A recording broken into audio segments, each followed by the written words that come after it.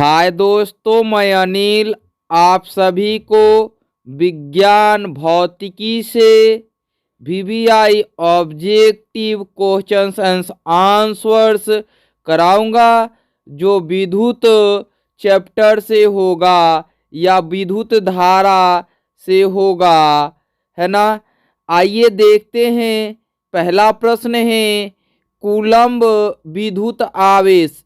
Coulomb लिख दिया है। एक कूलम्ब विद्युत आवेश कितने इलेक्ट्रॉनों में समाये आवेश के तुल्य होते हैं या होता है। तो इसमें ऑप्शन ए दिया हुआ है 6.0 गुणे 10 के पावर 17।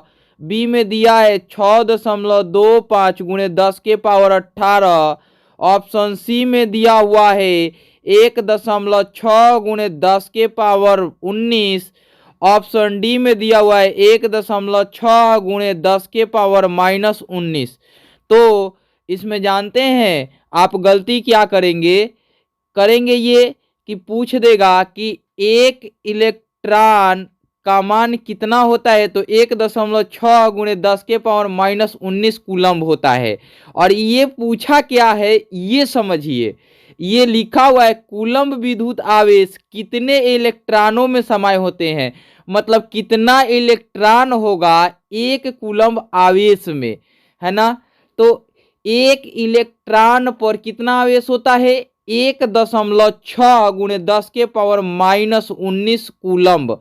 अब एक कूलम्ब आपको निकालने हैं, तो एक कूलम्ब निकालने के लिए अब इधर से इलेक्ट्रॉन से 1.6 गुणे 10 के पावर -19 को गुणा से भाग में लाएंगे तो वो हो जाएंगे एक कूलम्ब बराबर 1 में 1.6 गुणे 10 के पावर -19 इलेक्ट्रॉन, है ना।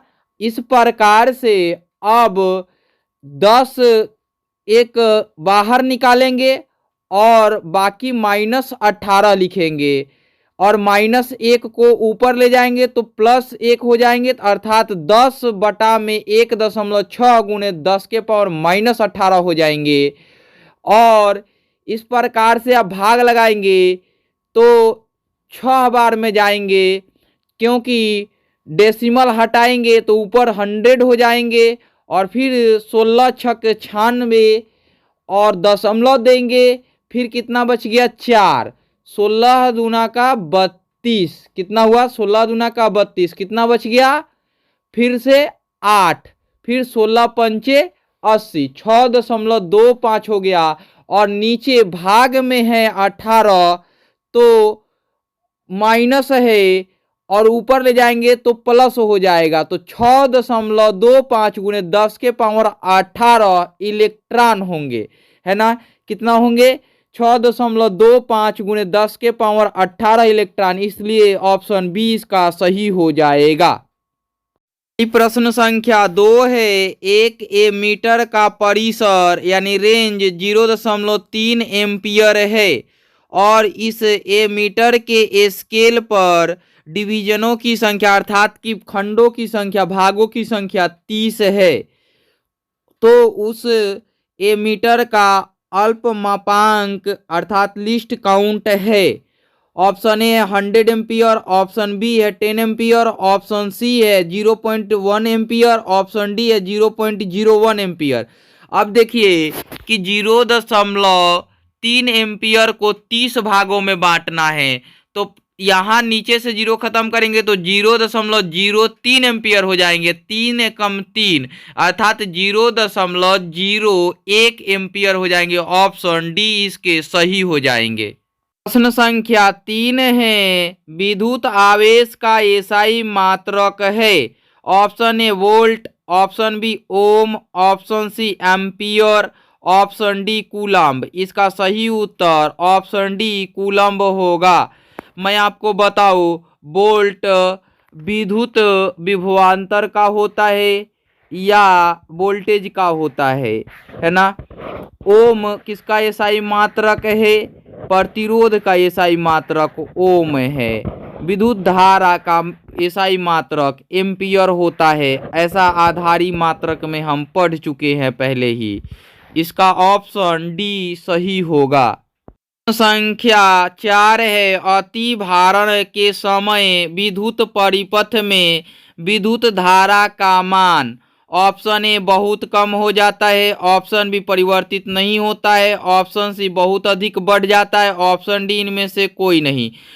यहाँ देखिए क्या दिया हुआ है, अति मतलब क्या होता है, ज्यादा, है ना, और भारण मतलब कि ज्यादा भार, तो भार ज्यादा तो बहुत अधिक धारा का मान ज्यादा, यानी कि बहुत अधिक धारा का मान क्या हो जाता है, बढ़ जाता है, बहुत धारा फॉलो होने लगता है, इसलिए अति भारण होता है ना। तो इसका ऑप्शन सी सही हो जाएगा। संख्या 5 है, बोल्ट कहलाता है। ऑप्शन ए 1 जूल बटा में 1 सेकेंड, ऑप्शन बी 1 जूल बटा में 1 कूलम्ब, ऑप्शन सी 1 जूल बटा में 1 एम्पियर, ऑप्शन डी इनमें से कोई नहीं। मैं आपको बताऊं कि एक वोल्ट की जो डेफिनेशन होती है, परिभाषा होती है, एक कूलम्ब आवेश को एक बिंदु से दूसरे बिंदु तक ले जाने में किया गया कुल कार्य 1 जूल हो तो क्या कहलाता है, 1 वोल्ट कहलाता है। तो जूल बटा में कूलम्ब जो है वो क्या होगा, वोल्ट होगा, 1 वोल्ट होगा, इसलिए इसका सही उत्तर ऑप्शन बी होगा, जूल एम्पियर। तो कार्य और एम्पियर मतलब विद्युत धारा के बीच कोई संबंध होगा तो लिखिए, नहीं होगा तो छोड़ दीजिए। संख्या 6 है, आमीटर यानी कि एमीटर को विद्युत परिपथ में कैसे जोड़ा जाता है। ऑप्शन ए श्रेणी क्रम में, ऑप्शन बी है पार्श्वबद्ध या पार्श्व क्रम में, ऑप्शन सी है ए और बी दोनों, ऑप्शन डी है इनमें से कोई नहीं। ए मीटर अर्थात आमीटर को श्रेणी क्रम में जोड़ा जाता है और वोल्ट मीटर को पार्श्व क्रम में जोड़ा जाता है। आप विद्युत परिपथ का आरेख देखेंगे तो आरेख में जो एम्पियर लिखा हुआ, ए लिखा हुआ मीटर लगा रहता है वो कुंडली के बीच में लगा होता है, और कुंडली के बीच में लगा होता है, और जो वोल्ट मीटर होता है दोनों कुंडलियों से जुड़ी हुई ऊपर लगी होती है। तो इस प्रकार से अमीटर श्रेणी क्रम में जुड़ा होगा, वोल्ट मीटर आएगा तो पार्श्व क्रम मारना होगा, इसलिए इसका ऑप्शन ए ही सही होगा। प्रश्न संख्या 7 है, निम्नलिखित में से कौन सा पद विद्युत शक्ति को निरूपित नहीं करता है। Option A I square R, option B I R square, option C V I, option D V square by R upon में आर। मैं आपको बताऊं कि इसका सही उत्तर ऑप्शन बी हो जाएगा, आई आर स्क्वायर। क्यों, मैं बताऊं कि शक्ति के लिए आप P लिखते हैं और P बराबर जो होता है मूल सूत्र होता है P बराबर वी आई, है ना, क्या होता है वी आई। तो सी ऑप्शन इसका क्या होगा, शक्ति का निरूपण करेगा और निरूपित नहीं करेगा, इसको जानना है। तो V को हम अब चेंज करते हैं, तो V बराबर होता है आई आर। तो आई आर जब पुट करेंगे तो आई इंटू आई हो जाएगा, तो आई स्क्वायर आर, यानी कि ए भी होगा, शक्ति को निरूपित करेगा। अब आते हैं आई को बदलते हैं, तो आई बराबर होता है V अपॉन में आर, तो इसलिए V इंटू वी अपॉन में आर होगा, तो वी स्क्वायर अपॉन में आर अर्थात डी भी होगा। केवल और केवल बी ही ऐसा है जो इसे निरूपित नहीं करेगा, किसको, शक्ति को निरूपित नहीं करेगा। ऐसा मैं एक वीडियो बना के डाल चुका हूँ, फिर से वो लिंक डाल दूंगा। अगली प्रश्न संख्या 8 है, किसी बल्ब से 1 मिनट में 120 कूलम्ब आवेश प्रवाहित हो रहा है, तो विद्युत धारा का मान है। Option A 1 ampere, option B 2 ampere, option C 3 ampere, option D 4 ampere.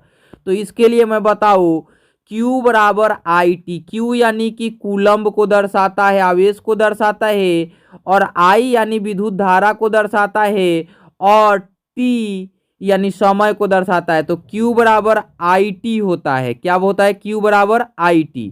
तो I और T मल्टीप्लाई हो जाएगा तो T अपॉन में आ जाएगा, तो 120 बटा में 1 मिनट। मिनट को सेकंड में चेंज करेंगे। क्यों सेकंड में चेंज करेंगे?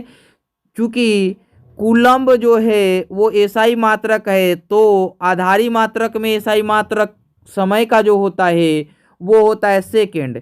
इसलिए इसको सेकंड करेंगे तो काटेंगे तो 2 एम्पियर आ जाएगा। इसलिए ऑप्शन बी इसका सही हो जाएगा।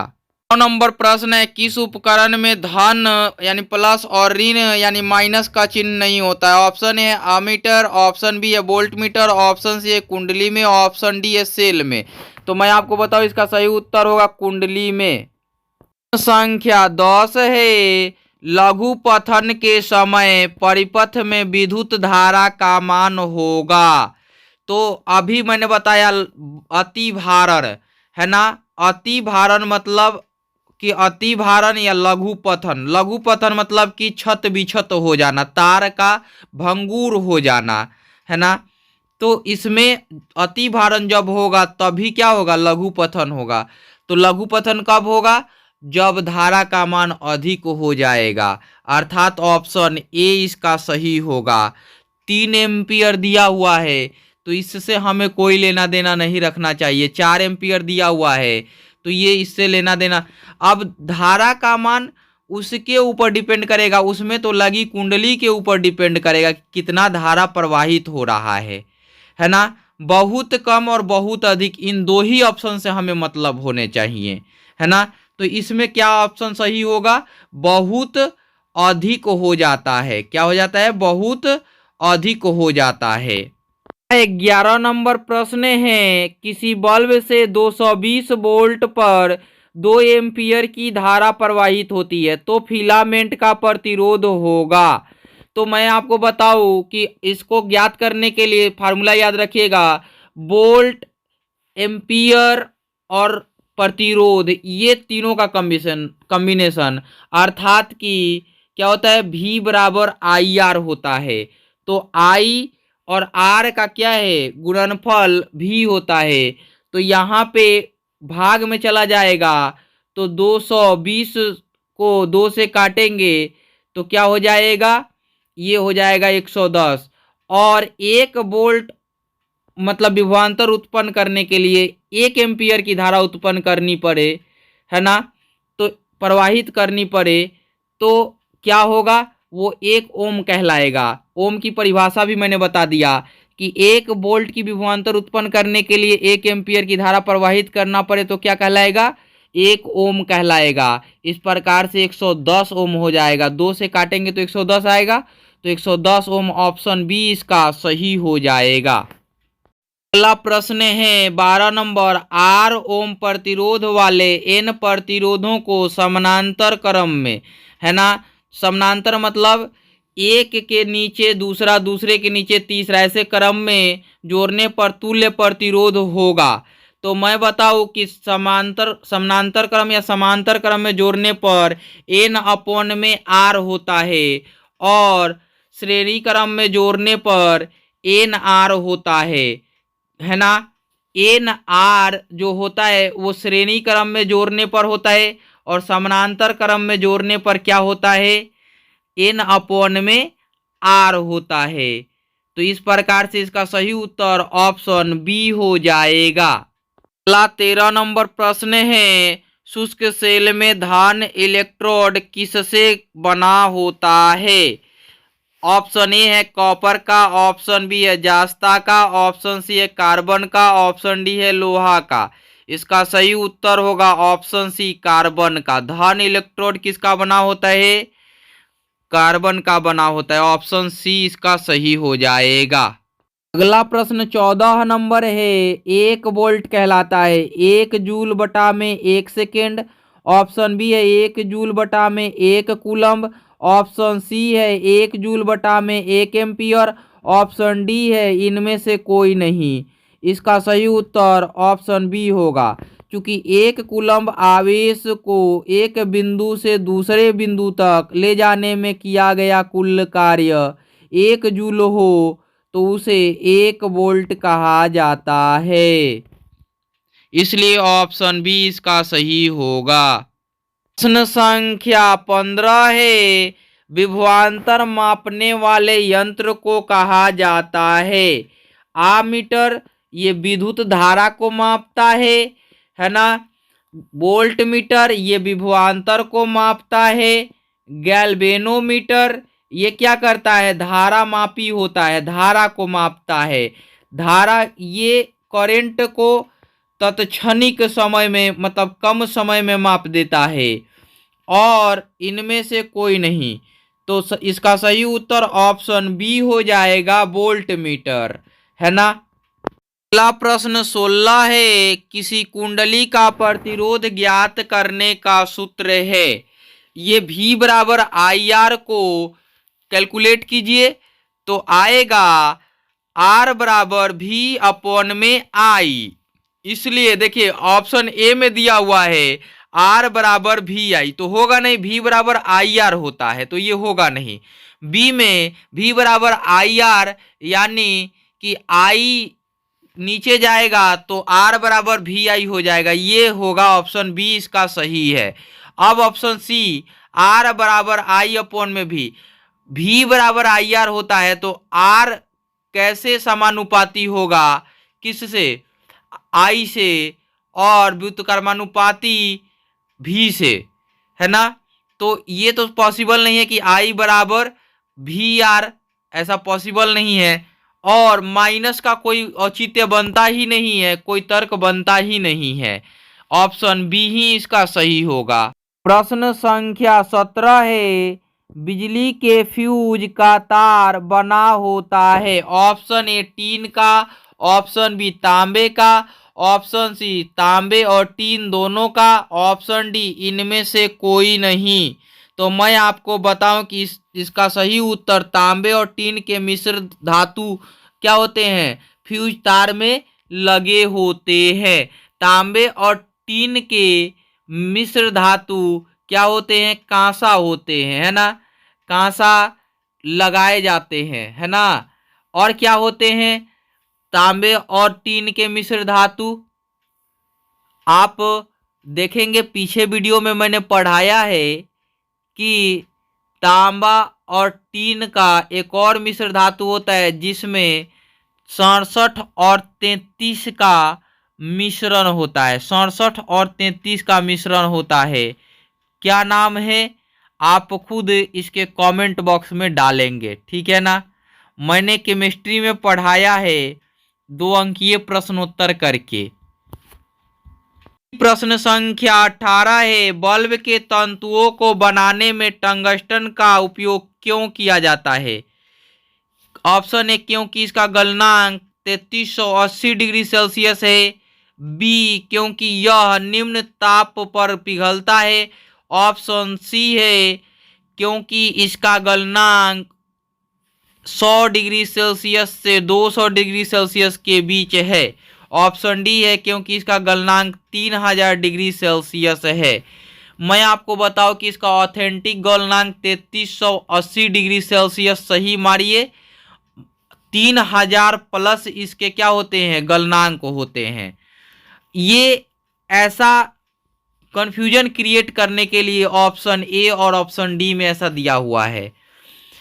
इसको ऑप्शन में देना चाहिए कि उच्च गलनांक होते हैं, निम्न गलनांक होते हैं, ए बी दोनों, और 100 से 200 डाल देता तो चलता काम, है ना। इसलिए इसका ऑप्शन ए सही हो जाएगा। अगली प्रश्न संख्या 19 है, एक ईवी बराबर होता है। ऑप्शन ए 1.6 गुणे 10 के power minus 19 joule, option B 1.6 गुणे 10 के power minus 30 joule, option C है 1.6 गुणे 10 के पावर 27 जूल, ऑप्शन डी है इनमें से कोई नहीं। मैं आपको बताऊं इसका सही उत्तर ऑप्शन ए 6 गुणे 10⁻⁻19 जूल होगा।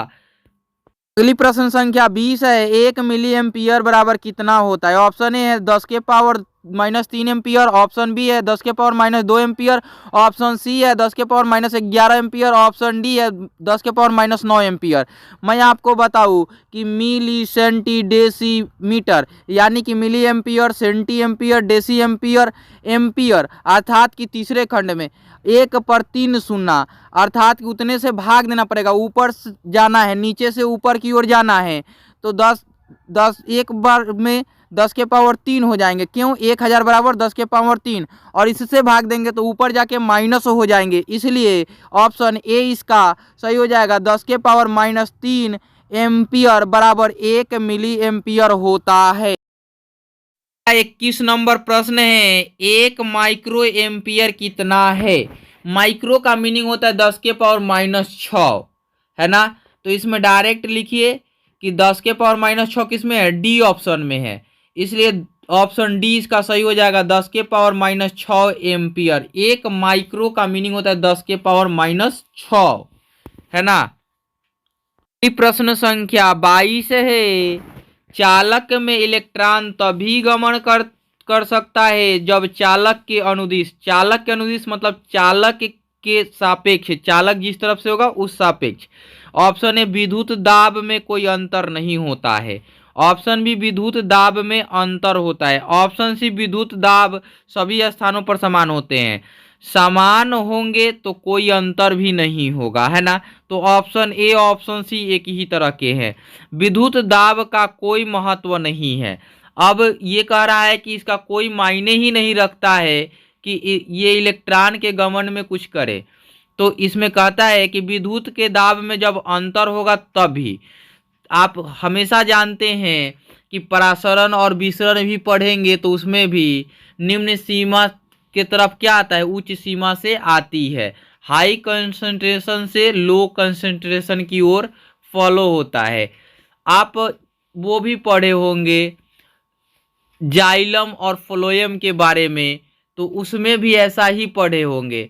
या आप 2 डब्बे लें और एक में पानी भर के रखें और दूसरे में थोड़ा कम रखें और दोनों में छिद्र करके एक दूसरे से पाइप लगा दे और भरे हुए पानी वाले में थोड़ा क्या करेंगे? ऊपर लगाएंगे और इसमें थोड़ा नीचे लगाएंगे। जब पानी का लेवल बराबर हो जाएगा दोनों डब्बों में तो पानी आना जाना बंद हो जाएगा। इसके लिए एक एक्सपेरिमेंट करना पड़ेगा। थोड़ा ऊपर यानी कि बराबर में लगा दे तो भी उसका पानी दोनों का आयतन माप के लगाना पड़ेगा, तब भी एक्सपेरिमेंट सफल कर पाएंगे आप कि बराबर हुआ तब रुक गया। इसका उत्तर क्या हो जाएगा? ऑप्शन बी सही हो जाएगा। प्रश्न संख्या 23 है, अगर Q आवेश विभवांतर V से प्रवाहित हो तो किया गया कार्य होगा। तो इसके लिए डायरेक्ट VQ होगा, है ना। VQ तो एक मतलब जूल कार्य करने के लिए 1 कूलम्ब आवेश को ले जाने में दोनों बिंदुओं के बीच 1 वोल्ट का विभवांतर उत्पन्न हो जाए, दोनों बिंदुओं के बीच 1 वोल्ट का विभवांतर उत्पन्न हो जाए तो समानुपाती होंगे, तो VQ क्या हो जाएंगे? इसके आंसर ऑप्शन सी हो जाएंगे। प्रश्न संख्या 24 है, सेल बाहरी परिपथ में जिस प्लेट से धारा भेजती है उसे सेल को कहते हैं, है ना। तो ऑप्शन ए में है धन ध्रुव, ऑप्शन बी है ऋण ध्रुव, ऑप्शन सी है ए बी दोनों अर्थात कि दोनों, ऑप्शन डी है इनमें से कोई नहीं।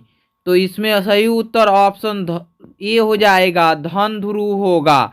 सेल बाहरी परिपथ में जिस प्लेट से धारा भेजती है उसे सेल का क्या कहते हैं? धन ध्रुव कहते हैं। सेल का क्या कहते हैं? धन ध्रुव कहते हैं। प्रश्न संख्या 25 है, किसी चालक का प्रतिरोध निर्भर करता है चालक की लंबाई पर, चालक के अनुप्रस्थ काट के क्षेत्रफल पर ऑप्शन सी है चालक की प्रकृति पर, ऑप्शन डी उपयुक्त सभी पर। इसका सही उत्तर ऑप्शन डी उपयुक्त सभी पर। क्यों? वो धारा का प्रतिरोध चालक के क्या होते हैं? समानुपाती होते हैं। अनुप्रस्थ काट के क्षेत्रफल के व्युत्क्रमानुपाती होते हैं। और चालक की प्रकृति अर्थात कि उसमें ऊष्मा का मान जैसे जैसे बढ़ेगा, है ना, प्रतिरोध का मान घटेगा, और ऊष्मा का मान जैसे कम होगा प्रतिरोध का मान क्या हो जाएगा? बढ़ जाएगा। इस प्रकार से ये तीनों क्या करते हैं? सपोर्ट करते हैं किसको? प्रतिरोध को, और उसके लिए लागू भी करते हैं। तो इसलिए ऑप्शन डी सही हो जाएगा।